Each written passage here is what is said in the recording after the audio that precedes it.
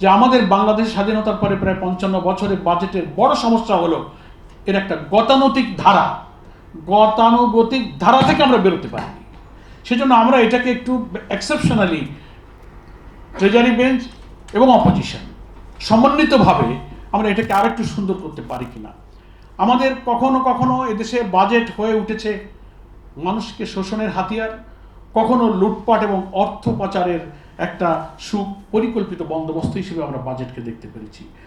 কখনো এই 55 বছরে বাজেট জনগণের ভাগ্য পরিবর্তনের হাতিয়ার হয়ে ওঠেনি। আমরা দেখতে পেয়েছি বাজেটের দুটো সাইড, একটা আয় একটা ব্যয়। আয়ের ক্ষেত্রে রেভিনিউ কালেক্ট করার ক্ষেত্রে আমাদের ওয়ারসেল করিম সাহেব যে পেপারসটা প্রেজেন্ট করেছেন, ব্যাখ্যায় উনি অনেক সুন্দর সুন্দর উদাহরণও দিয়েছেন। ডাইরেক্ট জনগণের যে ট্যাক্স, ইনডাইরেক্ট ট্যাক্স, ভ্যাটের মাধ্যমে যা জনগণের কাছে আনা হচ্ছে, এনবিআর এর মাধ্যমে এই রাজস্ব আয় করা এবং এনবিআর এর বাইরেও কিন্তু প্রত্যক্ষ করগুলো আদায় করা, ভ্যাট, ট্যাক্স, ব্যবসা বাণিজ্য, আমদানি রপ্তানি নানান মাধ্যমে কিন্তু এই রাজস্বগুলো আসছে। সেই রাজস্ব আদায়ের কর্তৃপক্ষের মধ্য দিয়ে যে সীমাহীন দুর্নীতি যারা আদায় করেন, এনবিআর এর সেই অথরিটি, ইনকাম ট্যাক্সের অথরিটি, যারা ট্যাক্স ধার্য করছেন, যারা নিচ্ছেন, যারা ভ্যাট ধার্য করছেন, পদে পদে, সময় নাই, পদে পদে এখানে ব্যাপক দুর্নীতি। একটা উদাহরণ গুরুত্বপূর্ণ দিয়েছেন ওয়ারসেল করিম সাহেব।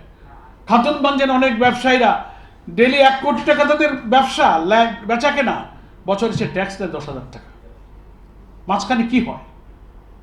তো একটা উদাহরণ, আরো অনেক সমাজের খাত এবং ব্যবসা বাণিজ্য, ট্যাক্সের এবং রেভিনিউর যথেষ্ট সোর্স আছে যেখানে সীমাহীন দুর্নীতিতে আমরা আকণ্ঠ নিমজ্জিত।